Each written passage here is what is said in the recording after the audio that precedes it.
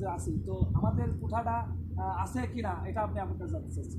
আমাদের কোনো কোটা নেই ভাই, দেশে সব কোটা আছে, মুক্তিযোদ্ধা কোটা আছে, শিক্ষার্থীদের কোটা আছে, প্রতিবন্ধীদের কোটা আছে, তারপর বিভিন্ন কোটা আছে। আমরা যে প্রবাসী, আমরা খেয়ে না খেয়ে এই যে হাড় ভাঙা পরিশ্রম করে দেশের টাকা পাঠায়, আমাদের কোনো সরকার কোনো কোটা দেয়, কারণ আমাদের টাকায় দেশ সচল।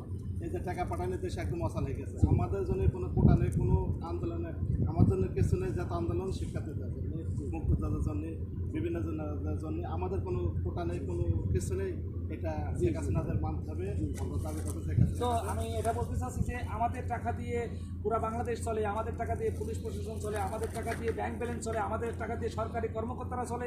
তো সবার কোঠা আছে, কিন্তু দেখেন ভাই আমাদের কোঠা নাই। আমরা এই যে হাড় ভাঙা পরিশ্রম করি, এই প্রবাসে এত কষ্ট করি, তারপরেও কিন্তু আমাদের কোনো কোঠা নাই। আমাদের সন্তানাদিরা স্কুলে গেলে বলে তোমার বাবা তো তোমার বাবা বিদেশ থাকে, তোমার বাবা বিদেশ থাকে, তোমার বাবা লন্ডন থাকে, তোমার বাবা সৌদি থাকে, তোমার বাবা অমুক জায়গায় থাকে, আমাদের কোনো কোঠা পায় না ভাই।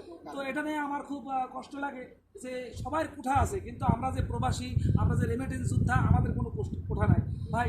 যাই হোক, আপনি অসংখ্য ধন্যবাদ আপনি আমাকে বোঝানোর জন্য। আসসালামু আলাইকুম।